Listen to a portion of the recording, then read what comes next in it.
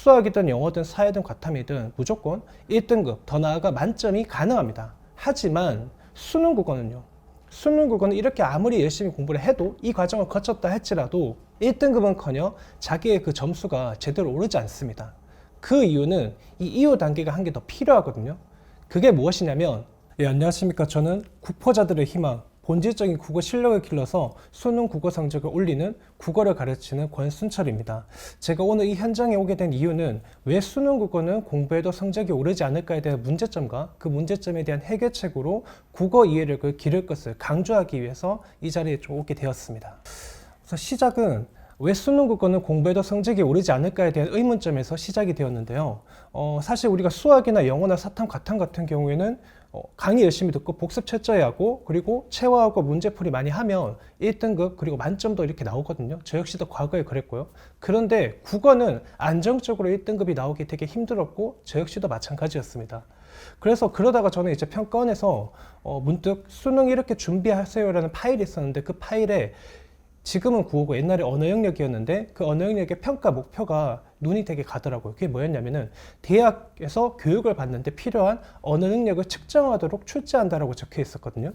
여기서 저는 이 언어 능력이라는 게 국어 이해 능력이라고 생각이 되었고, 그리고 이후에 제가 이제 한 5년차 때 컨텐츠를 만들었을 때 보니까 2014년 정도, 2014년도에 수능 이렇게 준비하세요라는 그 파일을 보니까 제가 생각한 게 좀 맞더라고요. 국어 이해 능력을 측정한다 이렇게 명확하게 이렇게 표기가 되어 있었고, 아무튼 그래서 제가 5년차 동안 이제 컨텐츠를 만들게 되었을 때 제가 이제 한 29살, 그러니까 2014년도에 제가 수능을 진짜 꽤 되었지 않습니까? 그래서 제가 만든 컨텐츠, 국어 이해력을 기르는 컨텐츠를 한번 검증해 보려고 1호 수능에 제가 응시를 했고, 그 후에 고려대에 입학한 후에 제가 2권의 책도 저술하고 학생들을 가르쳐오고 강연을 해오면서 지금까지 이렇게 국어 이해력, 문해력을 기르는 컨텐츠를 디벨롭 해오면서 학생들을 좀 가르쳐오고 있습니다.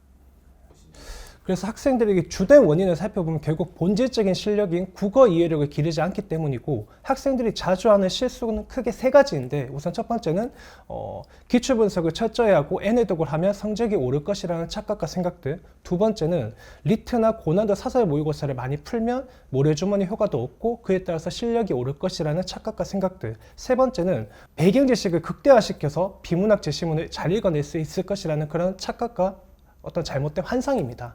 이 3가지의 어떤 실수들의 공통점은 무엇이냐면 국어 이해 능력, 즉 다시 말해서 수능 국어 출제 목적에 맞게 공부를 하지 않았던 것이거든요. 그래서 저는 이런 부분이 굉장히 안타깝다라고 생각을 하고 있습니다. 네, 그래서 우리가 그 한국교청에 초중고 선생님 대상으로 설문조사를 한 적이 있는데 그 설문조사 결과를 보더라도 학생들의 문해력 문제는 굉장히 심각합니다. 그걸 떠나서 생각하더라도 우리가 신문지상을 보더라도 학생들의 국어 문해력이 굉장히 심각하다라고 우리는 잘 알고 있습니다.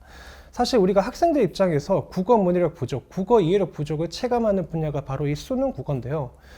왜냐하면 옛날에 2010년 이전, 2014년 이전에는 그렇게 수능 국어가 몇 개를 제외하고 어렵지 않았거든요. 근데 그 이후에 점점 난이도가 상승하더니 1920 이해 수능에 이르러서는 그 정점을 찍었습니다. 그래서 우리가 소위 각 분야의 전문가들, 뭐 변호사나 아니면 주식 애널리스트 분들이나 자신의 어떤 그 전문 영역에 해당하는 비문학 제시문을 뭐 제대로 읽지도 못하고 문제를 제대로 풀지도 못하겠다라고 말하는 것도 결국에는 그런 분위기가 있었고, 그 원인은 결국에는 이 수능 국어라는 게 암기 능력을 평가하는 시험이 아니라 국어 이해 능력을 측정하는 시험이거든요. 그래서 저는 한편으로도 이 평가원 출제자 입장에서 봤었을 때 그 누구보다도 극도로 학생들의 국어 이해 능력을 측정하고 싶어 하는데 학생들은 그에 부합되지 않게 공부를 하고 있죠. 그러니까 뭐 기출 분석을 한다든가 문제풀이 한다든가. 그런데 제가 한편으로 우리가 또 생각을 해보면 2010년 초반까지는 우리가 유튜버를 그렇게 많이 이용하지 않았잖아요. 근데 지금은 어떻게 됐냐면 이 활자 매체보다 영상 매체를 많이 이렇게 접하게 되면서 그에 따라서 문해력이 저는 이게 좀 많이 감소되었고 문해력이 부족하게 되었다라고 보고 있고, 그리고 우리가 수능이라는 것도 대학 수학 능력 시험의 준말이잖아요. 대학에서 수학할 수 있는 그 능력을 측정하는 시험이 수능인데 수능 국어를 준비하는 이 기간이 이 고등학생, 수험생 분들이 굉장히 어떤 중요한 어떤 시간이라고 생각하는 게 이 시기가 바로 이렇게 어떻게 보면은 국어 문해력을 유일하게 기를 수 있는 시기거든요. 왜냐하면 수능 국어 출제 목적은 학생들의 국어 이해 능력을 측정하기 위해서이기도 하지만 사실 잘 알잖아요. 우리가 대학교 올라가면 어떻게 돼요? 국어 문해력을 기르는 것을 절대로 하지 않거든요. 하기도 힘들고요. 그래서 저는 이 수험생 기간 동안만이라도 수능 국어 준비를 철저하게 하면서 국어 문해력, 국어 이해력을 좀 정확하게 기를 것을 저는 좀 말씀을 좀 드리고 싶습니다. 그래서 실전에서 이제 겪는 어려움은 크게 어떻게 보면 세 가지를 생각할 수가 있는데, 우선 첫 번째는 제시문 읽는데 글자가 튕겨나거나 읽고 나서 멍한 경우, 그러니까 제시문이 이해가 안 되는 경우가 있고요. 두 번째는 선지가 헷갈려서 내가 제시문과 선지 사이를 계속 왔다 갔다 하는 것들. 세 번째는 제시문의 판단 근거는 잘 찾았는데 그 판단 근거를 가지고 선지를 내가 명확하게 판단하지 못하는 경우거든요. 특히 이 세 번째가 굉장히 안타깝습니다. 왜냐하면 제시문의 판단 근거를 잘 찾았는데도 불구하고 선지를 명확하게 판단하지 못하니까요. 그 원인은 뭐냐면, 정말 극단적으로 말씀을 드리자면 제시문의 판단 내용이 이 선지에 그대로 안 적혀져 있기 때문이죠. 똑같이 안 적혀 나온다는 거거든요. 요거는 좀 이따가 제가 사고력을 기르는 방법 말씀드릴 때 다시 한번 더 반복적으로 말씀을 드리고요. 그래서 이에 따른 학습 전략은 결국에는 글을 이해하는 능력, 국어 이해 능력 자체를 저는 길러야 된다고 보고 있습니다. 그러니까 저 같은 국어 이해력, 국어 문해력 강사에 3주 150문장으로 수능 국어 기초 이해력을 기르는 그런 컨텐츠를 학습해도 되지만, 굳이 저를 선택하지 않더라도 학생들 스스로 제시문을 읽어 나가면서 내가 문장과 문장들 수준에서 깊이 있게 이해하는 연습, 특히 자신의 언어로 이해하는 연습을 저는 많이 할 것을 권합니다. 그리고 우리가 한번 생각을 해보면 모의고사 풀 때 이런 거를 많이 느끼거든요. 초단위로 시험이 흘러가는 속에서 내가 제시문을 읽을 때 이게 제시문이 왜 이렇게 이해가 잘 안 될까? 선지를 풀 때도 이게 왜 이렇게 헷갈릴까? 이런 경우가 한 번쯤 느껴봤을 텐데, 그때 문득 이런 문제의식을 겪었을 거예요. 내가 국어 이해력이 좀 부족한가? 국어 이해력이 좀 딸리는가? 이런 문제의식을 분명히 한 번쯤 느꼈을 텐데 딱 거기까지 들어가 보니까, 왜냐하면 시험 끝나고 나면 다시 어떻게 돼요? 옛날의 방식대로, 옛날의 학습 방식대로 수능 기출 분석을 한다든가 문제풀이로 돌아가 버리는 되게 안타까운 어떤 그 문제점이 발생하게 되는데, 이 영상을 보는 학생분들이라면 저는 지금부터라도 아직 안 늦었으니까 국어 이해력부터 정확하게 기르면서 본질적인 실력을 좀 길러 나가시기를 바라겠습니다. 그래서 저는 결론부터 말씀을 드리자면 국어 이해력을 배양하는 습관이라고 말씀을 드리고 싶거든요. 우리가 제시문을 안구 운동하듯이 글자만 읽는다고 해서 이해하는 것은 절대로 아닙니다. 그런데 특히 학생들이 부족한 문해력을 해결하기 위해, 부족한 국어 이해력을 해결하기 위해서 학생들은 구조독해 스킬이나 글을 읽어나가는 글읽기 스킬을 많이 학습합니다. 실제로 그런 내용들이, 그런 강의들이, 컨텐츠들이 많기도 하지만요. 물론 그것들이 잘못된 학습 방법은 아닙니다. 초반에는 무조건 도움이 됩니다. 왜냐하면 글이 전개돼가는 그 과정을 학습하는 것이기 때문에 뭔가 반복적으로 내가 읽으면 읽을수록 이해되는 느낌이 들거든요. 하지만 딱 도움이 되는 거는 거기까지입니다. 무슨 말이냐면, 제시문을 정확하고 제대로 이해하려면 글읽기 스킬이나 구조독해 스킬 같은 것이 아니라 글 알맹이를 이해하는 능력을 길러야 되거든요. 최근에 비문학 문제가 많이 어려운 이유도, 물론 작년에 쉬웠지만 아무튼 비문학 문제가 어려운 이유도 글 알맹이를 누구보다 잘 이해했는지를 선지에서 묻고 있기 때문이거든요. 그런데 구조독해 스킬이나 글읽기 스킬은 절대로 이 글 알맹이를 이해하는 능력을 길러주지 못합니다. 우선 이거를 말씀드리기에 앞서서 저는 모든 과목에 통용이 되는데, 최초 학습에서 어떤 과목을 처음 공부할 때 최초 학습에서 1등급을 받기까지의 그 학습 과정에 대해서 먼저 말씀을 좀 드리겠습니다. 그리고 나서 제가 하고 싶은 말을 말씀드리려고 하는데, 우선 우리가 어떤 과목을 공부하든 간에 수학이든 영어든 사탐이든 과탐이든 일단 우리가 강의를 통해서 지식을 습득합니다. 그리고 그 이후에는 습득된 지식을 우리가 복습을 통해서 지식을 연결하죠. 그 다음에는 저희는 이제 우리 체험하면서 경험을 기르고 문제풀이를 통해서 훈련을 기릅니다. 그래서 이렇게 우리가 빡시게 공부를 했다면 수학이든 영어든 사회든 과탐이든 무조건 1등급, 더 나아가 만점이 가능합니다. 하지만 수능 국어는요. 수능 국어는 이렇게 아무리 열심히 공부를 해도, 이 과정을 거쳤다 할지라도 1등급은커녕 자기의 그 점수가 제대로 오르지 않습니다. 그 이유는 이 이후 단계가 한 개 더 필요하거든요. 그게 무엇이냐면 지혜, 그러니까 본질적인 실력, 국어 내공인 국어 이해력이 필요합니다. 그래서 지금 본격적으로 제가 이 국어 이해력을 기르기 위해서는 사고력을 먼저 기를 것을 많이 강조하는데요. 이때 사고력이라는 것은 생각하는 능력이 아닙니다. 우리가 이렇게 생각하는 능력이라고 정의를 내리는 순간 그 해결책은 굉장히 모호해지는 거거든요. 저 역시도 생각하는 연습을 해라? 그럼 생각을 한다 해도 한 1분만 정도 지나도 제가 잡다한 생각이 막 떠오른단 말이에요. 그래서 저는 이 문제의 정의를 정확하게 내려야 된다고 생각을 했고, 저는 사고력의 정의를 뭐라고 정의 내리냐면 새로운 정보를 추출하는 능력, 새로운 정보를 끄집어내는 능력이라고 저는 정의를 내립니다. 이렇게 새로운 정보를 끄집어내기 위한 방법은 크게 세 가지가 있는데, 재해석, 문맥, 비교가 있습니다. 그래서 하나하나씩 제가 찬찬히 한번 설명을 해드리겠습니다. 우선 첫 번째 재해석입니다. 재해석은 어떻게 하냐면 자신의 언어로 생각해서 적으라는 것입니다. 자, 여기서 제가 말씀드렸죠. 적으라고요. 그러니까 앞으로 우리가 수능 국어를 공부할 때 모의고사 말고 평소에 공부할 때는 수학처럼 머리와 손으로 공부해야 됩니다. 내가 생각한 것을 적는 연습을 반드시 해줘야 됩니다. 재해석이든 문맥이든 비교든 자신의 언어로 생각해서 적으라는 것의 사례를 한번 들어보면 우선 이 제시문 한번 볼까요? 여기서는 음기를 한번 읽어보겠습니다. 음기를 표시하는 기호는 13세기 말부터 프랑코 기호법에서 본격적으로 사용되었다. 자, 이 문장, 이 아주 짧은 문장이 있죠? 이 문장의 내용을 자신의 언어로 생각해서 적어본다면, 재해석으로 적어본다면 어떻게 할 수 있을까요? 우선 이렇게 할 수 있겠죠. 프랑코 기호법에서는 음기를 표시하는 기호를 찾을 수 있다. 됐죠? 또 한 가지 더 해볼까요? 음기를 표시하는 기호가 본격적으로 사용된 시기는 13세기 말부터이다. 여기까지도 분명히 잘 했을 거라고 생각하지만 평가원 출제자는 아까 제가 뭐라고 말씀드렸죠? 학생들의 이해 능력을 측정한다고 했죠. 제시문에 없는 내용을 자꾸 선지해서 물어보거든요. 그래서 우리가 국어 이해력이 좀 부족한 친구들, 구포자인 경우, 3등급 이하인 분들이 좀 취약한 부분이 바로 여기인데 계속 이 문장을 보면서 내 생각을 어떻게 끄집어낼까라고 했었을 때 자꾸 13세기 말에만 너무 이렇게 초점을 두거든요. 거기에만 초점을 두지 말고 좀 더 넓게 보면 어떻게 생각할 수 있냐면 자, 14세기 때는 어떨까요? 14세기 때는 음기를 표시하는 기호가 사용되었을까요? 당연하죠. 그래서 저는 세 번째가 뭐냐면 14세기 때는 음기를 표시하는 기호가 사용되었을 것이다. 이렇게까지 우리가 생각할 수 있고 이게 바로 제가 말씀드리는 재해석 사고 연습입니다.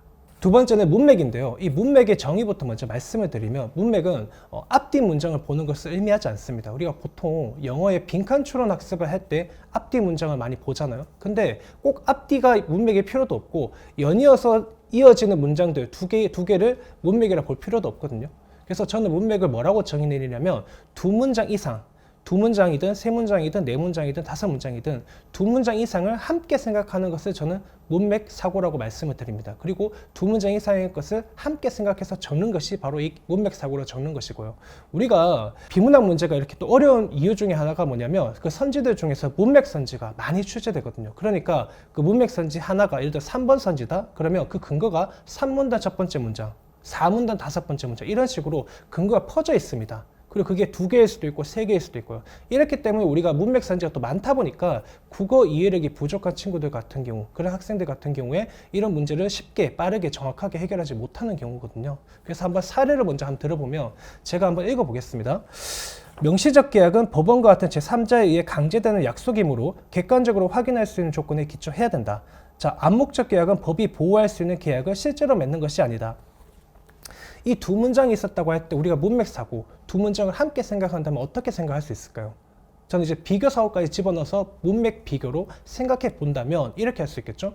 암묵적 계약은 명시적 계약과 달리 법원과 같은 제3자에 의해서 강제되는 것이 아니다. 지금 강제되는 것이 아니다. 이렇게 두 문장을 함께 생각한 거는 각각의 문장이 없는 것들이죠. 왜냐하면 우리 자신의 언어로 생각해서 끄집어낸 거니까. 그러니까 이런 연습을 하는 것을 저는 이제 문맥 사고를 익히는 방법이라 말씀을 드리고 싶고, 마지막으로 세 번째 비교로 가보면, 자, 비교는 결국 비교하는 내용을 적으라가 핵심인데 이 비교는 이제 좀 약간 어려울 수도 있지만 한번 집중해서 한번 좀 들어봐 주시길 바라겠습니다. 비교 사고는 크게 두 가지로 나뉘거든요. 하나는 A는 B보다 뭐뭐하다. 두 번째는 A가 뭐뭐할수록 B가 뭐뭐하다. 자, 첫 번째부터 말씀을 드리면 A는 B보다 뭐뭐하다라는 말은, 자, 예를 들어 볼게요. 철수와 영호가 있습니다. 철수는 영호보다 키가 크다라는 문장이 있다고 해볼게요. 여기를 이 문장이 있었을 때 우리가 비교 사고를 한다면 어떻게 할 수 있을까요? 영호는 철수보다 키가 작다. 키가 작다라는 내용이 이 문장에 없죠. 그거를 끄집어내는 게 바로 비교 사고 연습입니다. 사례를 한번 가보면, 자, 한번 읽어보겠습니다. 큰 섬은 육지에서 이동하는 생물에게 더 큰 먹이 환경을 제공하기 때문에 작은 섬보다 이입률이 더 높고, 상대적으로 다양한 서식지와 자원을 제공하기 때문에 멸종률이 더 낮다. 이런 큰 섬과 작은 섬 사이의 비교 문장을 우리의 언어로 표현하면 어떻게 할 수 있을까요? 그대로 적으면 좀 그러니까 반대로 작은 섬을 주체로 놓고 생각한다면 작은 섬은 큰 섬보다 이입률이 더 낮다. 작은 섬은 큰 섬보다 멸종률이 더 높다. 이렇게 두 가지로 우리가 끄집어낼 수 있겠죠. 요거는 이제 좀 쉬운 건데 약간만 좀 어려운 거 두 번째로 가보겠습니다. 두 번째는 A는 뭐뭐 할수록 B는 뭐뭐 하다입니다. 우리 이거는 이 사고 방법은 분명히 우리가 초등학교, 중학교 그 어딘가에서 뭐 수학 시간이 되었든 과학 시간이 되었든 분명히 학습한 적이 있을 것입니다. 제가 놀랍고 신비한 거를 지금 제가 가르쳐 드리는 게 아니거든요. 지금 우리가 국어 시간이지 과학 시간도 아니고 수학 시간도 아닙니다. 자, 그래서 우리가 요 A는 뭐뭐 할수록 B가 뭐뭐 하다라고 먼저 사례를 한번 들어보면은 자, 제시문 한번 읽어보겠습니다. 회전 운동에서 물체의 각 운동량은 각 속도 곱하기 회전 관성으로 나타낸다. 자, A 구조화시키면 A는 B 곱하기 C죠. 자, 이렇게 변수가 3개가 보통 나옵니다. 물론 4개, 5개일 수도 있고요. 기본적으로 변수 3개가 나오는데 이런 경우에 제가 말씀드리고 싶은 점은 이런 A는 B 곱하기 C가 나왔다? 그러면 우리 비교사고는 아까 뭐라고 얘기했죠?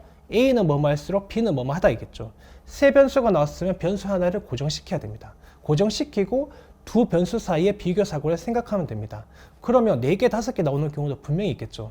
우리가 기출문제 보면은 경제 지문이든 과학 지문이든 살펴보면 잘 알 수 있듯이 그렇게 변수가 많을 경우 이런 표현을 적습니다. 다른 조건은 동일하다고 가정하고 다른 조건이 모두 일정할 때 이렇게 표현을 하거든요. 그리고 둘 사이의 비교 사고를 묻습니다. 자, 가보면 자, 이렇게 A는 B 곱하기 C 각 운동량은 각 속도 곱하기 회전 관성이라고 했었을 때 자, 먼저 좌변을 고정시킬 수도 있고 우변을 고정시킬 수 있습니다. 그리고 그럼 경우의 수가 2가지 정도가 나오죠. 그리고 저는 앞으로 이렇게 A는 B 곱하기 C와 같은 변수가 3개가 나올 경우에는 기본적으로 4가지 사고를 해줄 것을 좀 요구합니다. 그러니까 뭐냐면 대상 1개일 때 2개, 대상 2개일 때 2개. 대상 1개일 때부터 먼저 가보면 우선 좌변을 고정시켜 보겠습니다. 각 운동량이 일정할 때 각 속도가 커질수록 회전 관성은 어떻게 되죠? 작아지죠. 그래서 정리하면 각 운동량이 일정할 때 각 속도가 커질수록 회전 관성은 작아진다. 여기서부터 좀 막히는 친구들도 분명히 있을 거예요. 근데 하지만 다시 반복적으로 말씀드리지만 제가 강연을 통해서도 느낀 바지만 중학교 1학년도 충분히 잘 따라오더라고요. 이런 사고 연습을 잘 못했기 때문에 분명히 어딘가 배웠는데 내가 이거를 놓치고 있었기 때문에 못하는 거지 연습하면 분명히 이 사고도 잘 습득이 될 것입니다. 그리고 이 문제에 대해서도 지금 제가 구조화시켜서 말씀드리지만 실제로 이렇게 출제가 되는 경우도 기출문제가 꽤 있거든요. 두 번째가 보면 이번에 우변을 고정시켜 보겠습니다. 우변은 자, 예를 들어 각 속도를 고정시켜 볼까요? 각 속도가 일정할 때 회전 관성이 커질수록 각 운동량 어떻게 되죠?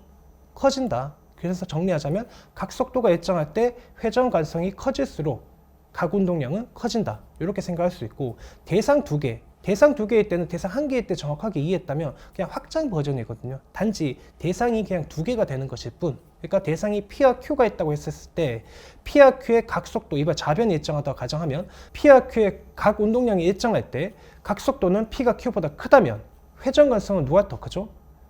Q가 더 크죠. 그러니까 정리하면 각 운동량은 P와 Q와 같고 P가 Q보다 각 속도가 더 크다면 회전 관성은 P가 Q보다 더 작다. 이렇게 생각할 수 있겠고 두 번째, 이번에는 회전 관성이 일정하다고 해볼까요? P와 Q의 회전 관성은 같고 각 속도는 P가 Q보다 클 때 각 운동량 어떻게 될까요? 당연히 P가 Q보다 크겠죠. 정리하자면 회전 관성은 P와 Q가 같고 각 속도는 P가 Q보다 클 때 우리 각 운동량은 P가 Q보다 크다. 이런 식으로 우리가 비교 사고하는 것이 바로 제가 말씀드리는 비교 사고입니다. 그래서 이런 식으로 우리가 공부한 적이 사실상 없거든요. 처음에 할 때 되게 버벅거립니다. 그래서 저 충분히 이해하고요. 단지 이거는 어려운 것이 아니라 훈련, 실천을 안 했기 때문에 어렵거든요. 특히 대상 2개일 때 비교 사고 있지 않습니까? 가만히 우리 그 과학이든 그리고 경제 영역이든 간에 대상 2개에서 이렇게 비교 사고 묻는 게 고난도 문제인 경우가 굉장히 많거든요. 실제로 이렇게 출제되기 때문에 우리가 평소에 이런 학습을 좀 많이 할 것을 저는 권장드리고 이런 식의 방법을 통해서 저는 국어 이해력, 그래서 사고력을 길러서 국어 이해력을 최종적으로 기르는 학습을 많이 할 것을 저는 권합니다.